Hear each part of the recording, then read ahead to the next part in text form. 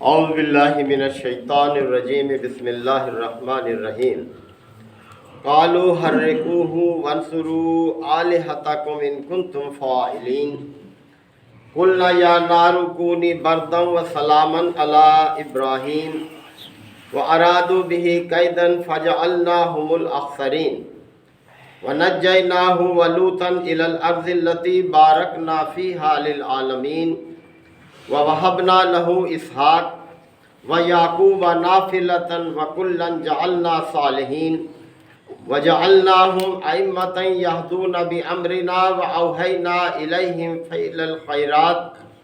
فِعْلَ الْخَيْرَاتِ وَإِقَامَ الصَّلَاةِ وَإِيتَاءَ الزَّكَاةِ وَكَانُوا لَنَا عَابِدِينَ وَلُوطًا آتَيْنَاهُ حُكْمًا وَعِلْمًا وَنَجَّيْنَاهُ مِنَ الْقَرْيَةِ الَّتِي كَانَتْ تَعْمَلُ الْخَبَائِثَ إِنَّهُمْ كَانُوا قَوْمَ سَوْءٍ فَاسِقِينَ وَأَدْخَلْنَاهُ فِي رَحْمَتِنَا إِنَّهُ مِنَ الصَّالِحِينَ صدق اللہ مولانا العظیم۔ حضرات، سورہ انبیاء کے یہ 5 رکوع کی اختتامی آیات ہیں۔ انبیاء کرام کے حوالے سے توجہ دلائی جا رہی ہے، اور جس پس منظر میں انبیاء کرام کا یہ تذکرہ کیا جا رہا ہے وہ یہی ہے کہ آج جناب علیہ الصلوۃ والسلام مکہ میں لوگوں کے سامنے اللہ کا دین پیش کر رہے تھے، اور مشرکین مکہ آپ صلی اللہ علیہ وسلم پر طرح طرح کے اعتراضات کر رہے تھے۔ مثال کے طور پر یہ کہ آپ پیغمبر نہیں ہیں، ہم ہی جیسے انسان ہیں، ہماری ہی طرح سے کھاتے پیتے ہیں، بیوی بچے رکھتے ہیں، بازاروں میں چلتے پھرتے بھی ہیں، اور یہ کلام جو آپ اللہ کی طرف منسوب کرتے ہیں یہ نعوذ باللہ آپ کا اپنا ہی من گھڑت ہے یا کہیں سے سن کے آتے ہو۔ اور اسی طرح سے دوسری باتیں کہ شاعر ہیں، جادوگر ہے، مجنوں ہے۔ تو اللہ تعالیٰ نے انبیاء کرام کے حوالے سے توجہ دلائی ہے کہ دیکھو، جتنے بھی پیغمبر آئے آپ صلی اللہ علیہ وسلم سے پہلے وہ سب کے سب انسان ہی تھے، اور اسی طرح سے تمام پیغمبروں نے وہی دعوت پیش کی جو دعوت آپ صلی اللہ علیہ وسلم پیش کر رہے ہیں، کوئی نرالی دعوت نہیں ہے۔ اور جس طرح سے آپ علیہ الصلوۃ والسلام کی مخالفت کی جا رہی ہے، اسی طرح سے سابقہ پیغمبروں کی بھی مخالفت ہوتی رہی ہے، لیکن سرخرو اللہ کے پیغمبر ہی ہوئے ہیں، مخالفین ہمیشہ ناکام ہوئے ہیں، اور اسی طرح سے اب بھی ہوگا کہ آپ علیہ الصلوۃ والسلام سرخرو ہوں گے، آپ کے پیروکار سرخرو ہوں گے، اور جو مخالفین ہیں یہ اپنی تدبیروں میں ناکام ہو جائیں گے۔ اور پھر یہ کہ اللہ تعالیٰ کا اپنے پیغمبروں سے خاص قسم کا معاملہ ہوتا ہے، وحی کے ذریعے سے ان کو پیغام پہنچایا جاتا ہے، اور بڑے غیر معمولی طریقوں سے ان کی مدد بھی کی جاتی ہے۔ دیکھ لو حضرت موسیٰ علیہ السلام کی کیسے مدد کی، حضرت ابراہیم علیہ السلام کی کیسے مدد کی، حضرت لوط علیہ السلام کی کیسے مدد کی، حضرت نوح علیہ السلام کی، یعنی غیر معمولی طریقوں سے جو کہ انسان کے تصور میں بھی نہیں ہوتے، اللہ تعالیٰ نے اپنے پیغمبروں کی مدد کی۔ اسی طرح سے نبی کریم صلی اللہ علیہ وسلم کی بھی اللہ تعالیٰ مدد کرے گا، اور آپ ہی کامیاب ہوں گے۔ اور آپ دیکھ لیں کہ ان آیات کے نزول کے کوئی 13-14 سال بعد ہی مکہ فتح ہو گیا، کس طرح سے مخالفین مغلوب ہو گئے، اور آپ صلی اللہ علیہ وسلم غالب آئے، اور پھر آپ کا یہ دین پورے عرب پر غالب آیا، سب کفر اور شرک جو ہے وہ مٹ گیا پورے عرب سے 23 سال کی جدوجہد میں۔ تو کس طرح سے اللہ تعالیٰ کا تعلق ہوتا ہے اپنے پیغمبروں کے ساتھ، تو یہی چیز ان کو مخالفین کو سمجھائی جا رہی ہے۔ تو حضرت ابراہیم علیہ السلام کے حوالے سے چل رہی تھی بات، جب مخالفین کے سامنے حضرت ابراہیم نے دونوں طریقے استعمال کیے ان کو سمجھانے کے۔ پہلا طریقہ تھا دلیل کے ساتھ ان کو سمجھانے کا، وہ اختیار کیا، لیکن انہوں نے رد کیا اس کو۔ پھر آپ علیہ السلام نے یعنی حضرت ابراہیم نے ان کو عملی مشاہدہ کرایا کہ تمہارے یہ معبود کچھ نہیں ہے، تمہاری کیا مدد کریں گے، اپنی مدد نہیں کر سکتے۔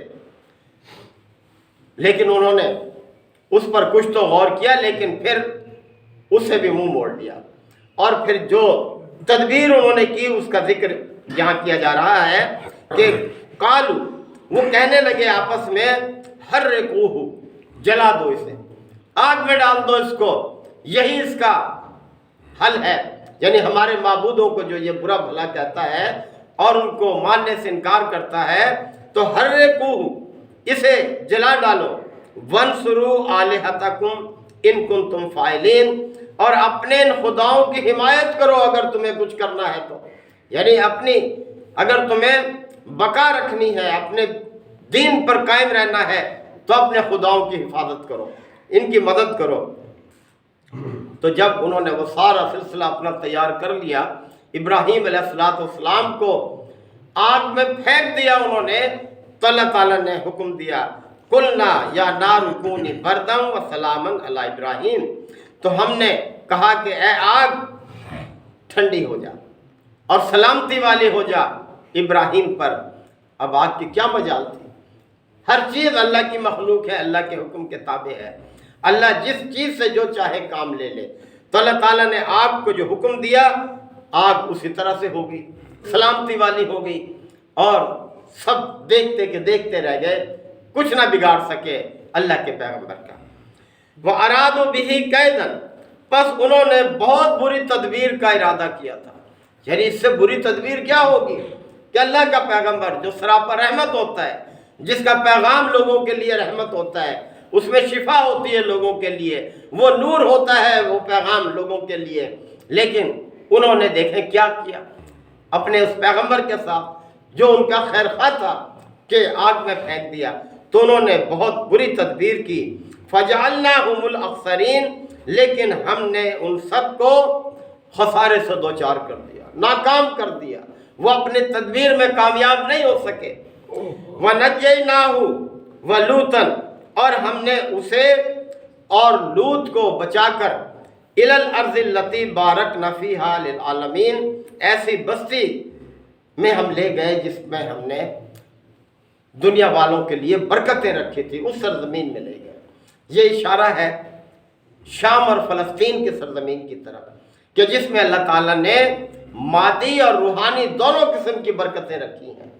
مادی برکتیں یہ ہیں اس علاقے میں کہ یہ دنیا کے زرخیز ترین خطوں میں شمار ہوتا ہے، اعلیٰ ترین قسم کی یہاں پر نباتات ہوتی ہیں، پھل ہوتے ہیں، اور اسی طرح سے روحانی برکتیں بھی اس سرزمین میں ہیں کہ یہ سرزمین انبیاء کا مرکز رہا ہے۔ اللہ نے پے در پہ پیغمبر جو ہیں بھیجے ہیں، 2000 سال تک یہ انبیاء کا مرکز رہا۔ تو یہ سمجھایا جا رہا ہے کہ ہم پھر ابراہیم کو اور لوط کو بچا کر اس سرزمین کی طرف لے گئے کہ جس میں ہم نے دنیا والوں کے لیے برکتیں رکھی ہیں۔ یاد رہے کہ لوط علیہ السلام بھی اسی دور میں پیغمبر تھے جس دور میں حضرت ابراہیم علیہ السلام پیغمبر تھے، اور حضرت لوط علیہ السلام حضرت ابراہیم کے بھتیجے تھے اور انہی کی شریعت کے تابع تھے۔ اسی طرح سے ایک دور میں کئی پیغمبر رہے ہیں، حضرت اسحاق علیہ السلام، حضرت اسماعیل علیہ السلام، یہ سب حضرت ابراہیم علیہ السلام کے دور میں یہ بھی موجود تھے۔ تو فرمایا جا رہا ہے کہ ہم پھر ابراہیم کو اور لوط کو بچا کر اس سرزمین کی طرف لے گئے کہ جس میں ہم نے بڑی برکتیں رکھی ہوئی تھیں۔ وَوَهَبْنَا لَهُ إِسْحَاقَ، اور پھر ابراہیم کو دیکھیں ہم نے کتنا برگزیدہ کیا کہ ہم نے اسے اسحاق عطا کیا، یعنی بیٹے تھے، یہ پیغمبر ہوئے یہ، اور یہ کہ وَيَعْقُوبَ نَافِلَةً، اور مزید یہ کہ یعقوب بھی عطا کیا، یعنی یعقوب پوتے تھے حضرت ابراہیم علیہ السلام کے۔ تو اللہ تعالیٰ نے بیٹے کو بھی پیغمبر، پوتے کو بھی پیغمبر، اور پھر اس سے آگے یہاں تو ذکر نہیں ہے، حضرت یوسف علیہ السلام جو پڑ پوتے تھے، حضرت یعقوب کے بیٹے تھے، وہ بھی پیغمبر ہوئے ہیں۔ یعنی اس طرح سے اللہ تعالیٰ نے حضرت ابراہیم کو بلند مرتبہ عطا کیا، جو ایک مشرک گھر میں پیدا ہوئے تھے کہ ان کا باپ آزر بتوں کی پوجا کرتا تھا، بت بناتا تھا، بت بیچتا تھا، لیکن اس ماحول میں بھی دیکھیں ابراہیم نے کس طرح سے اپنے ہوشمندی سے کام لیا. اللہ نے بہت ہوشمندی عطا کی تھی کہ انہیں کس طرح سے ان بتوں سے نفرت ہوئی اور ان کو پاش کر کے لوگوں کو تو متوجہ کیا کہ دیکھو یہ کچھ نہیں ہے. عملی مشاہدہ کرایا ان کو اس چیز کا، لیکن پھر بھی وہ باز نہ آئے اپنی حرکتوں سے. اور پھر آگے فرمایا کہ وَجَعَلْنَاهُمْ أَئِمَّةً، اور ہم نے انہیں امام بنایا، یعنی لوگوں کا پیشوا بنایا ان ہستیوں کو. یہدون بِأَمْرِنَا، جو ہمارے حکم سے لوگوں کی رہنمائی کرتے تھے، لوگوں کو صحیح راستہ بتاتے تھے. وَأَوْحَيْنَا إِلَيْهِمْ فِعْلَ الْخَيْرَاتِ، اور ہم نے انہیں وحی کے ذریعے سے حکم دیا فعل الخیرات، نیک کاموں کا، اچھے کاموں کا ہم نے ان کو حکم دیا. وَإِقَامَ الصَّلَاةِ، اور نماز کو قائم کرنے کا حکم دیا. وَإِيتَاءَ الزَّکَاةِ، اور زکوٰۃ ادا کرنے کا ان کو حکم دیا. کا مطلب ہے کہ یہ عبادات سابقہ دور سے چلی آ رہی ہیں، ہر پیغمبر کی تعلیمات میں شامل رہی ہیں. نماز کا قیام، زکوٰۃ کی ادائیگی، نیک کاموں کا جو ہے حکم دینا، برے کاموں سے روکنا. وَكَانُوا لَنَا عَابِدِينَ، اور یہ سب کے سب ہمارے عبادت گزار بندے تھے. یعنی کبھی انہوں نے گھمنڈ نہیں کیا اپنے اس مقام اور مرتبے پر جو اللہ تعالیٰ نے ان کو عطا کیا. یعنی اتنے بلند مرتبے کے باوجود بھی وہ اپنے رب کے عبادت گزار تھے، بندگی کرنے والے تھے، اور اسی پر فخر کرتے تھے کہ ہم اللہ کے بندے ہیں. اور یہی ہم سب کے لیے فخر ہے کہ ہم اللہ کی بندگی جو ہے اس کو اختیار کرنے پر فخر کریں. باقی چیزیں ثانوی ہیں، وہ کوئی فخر کے قابل نہیں ہے. یہ حسب نسب ہے، یہ مال و دولت ہے، یا کوئی اور نسبت ہے، اس پر کسی کو نہیں فخر کرنا چاہیے. اللہ کی بندگی پر فخر ہونا چاہیے، اس لیے کہ پیدا ہی اس لیے کیے گئے ہیں ہم سب لوگ. اور پھر آگے فرمایا وَلُوطًا آتَيْنَاهُ حُكْمًا وَعِلْمًا، اور ہم نے لوط کو بھی حکم اور علم عطا کیا. قرآن مجید میں عمومی طور پر علم اور حکم کا جہاں اکٹھے ذکر آتا ہے اس سے مراد نبوت ہے. اللہ تعالیٰ نے لوط علیہ السلام کو بھی نبوت کے منصب پر فائز کیا. وَنَجَّيْنَاهُ مِنَ الْقَرْيَةِ الَّتِي، اور ہم اسے اس بستی سے نکال کر لے گئے، اس بستی سے ہم نے اس کو بچایا. کانت تعمل الخبائث، جو کہ بدکاری میں مبتلا تھی، برے عمل کا شکار تھی. یعنی بڑی رغبت تھی اس کو برائی کے اس عمل سے کہ جس کو ہر دور میں برا سمجھا جاتا ہے. یعنی وہ مردوں کے ساتھ اپنی ضرورتیں پوری کرتے تھے، اپنے خواہشیں پوری کرتے تھے. تو اللہ تعالیٰ نے کس طرح سے دیکھیں اپنے اس پیغمبر کی مدد کی کہ پتھروں کی بارش برسا دی اس بدکار قوم پر جو کہ باز نہیں آتی تھی اپنے حرکتوں سے. بہت سمجھایا لوط علیہ السلام نے.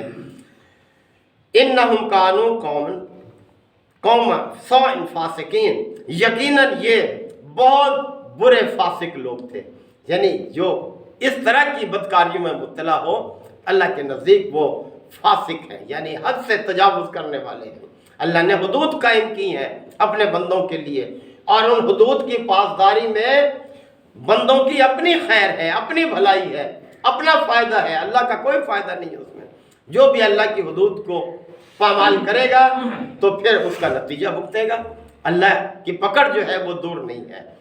اور وَأَدْخَلْنَاهُ فِي رَحْمَتِنَا، اور ان سب بندوں کو جو کہ اللہ کے پیغمبر تھے، اللہ نے فرمایا وَأَدْخَلْنَاهُ فِي رَحْمَتِنَا، ہم نے ان کو اپنی رحمت میں داخل کیا. اور یہ کہ اِنَّهُ مِنَ الصَّالِحِينَ، اور یہ سب کے سب لوگ صالح تھے، نیک عمل کرنے والے تھے. تو نیکی ہی مطلوب ہے اللہ تعالیٰ کو. نیک عمل سے ہی انسان کی قدر و قیمت ہے، اس کا اچھا اجر ہے. یہی ہم سب کے لیے سبق ہے کہ ہر حال میں نیکی کی پاسداری کریں، نیکی کو نہ چھوڑیں. اللہ تعالیٰ ہم سب کو عمل کی توفیق عطا فرمائے. وآخر دعوانا الحمدللہ وکفا وسلام علی عبادہ الذین اصطفیٰ. ربنا آتنا فی الدنیا حسنہ وفی الآخرۃ حسنہ وقنا عذاب النار وادخلنا الجنۃ مع الابرار یا عزیز یا غفار یا رب العالمین. اللہم انک عفو کریم تحب العفو فاعف عنا. اللہم من احییتہ منا فاحیہ علی الاسلام ومن توفیتہ منا فتوفہ علی الایمان. یا شافی الامراض اشف مرضانا ومرضى المسلمين يا قاضي الحاجات اقض حاجاتنا وحاجات المسلمين اللهم انصر الإسلام والمسلمين اللهم دمر أعداء الدين ربنا تقبل منا إنك أنت السميع العليم وتب علينا إنك أنت التواب الرحيم صلى الله تعالى على خير خلقه محمد وآله وصحبه أجمعين.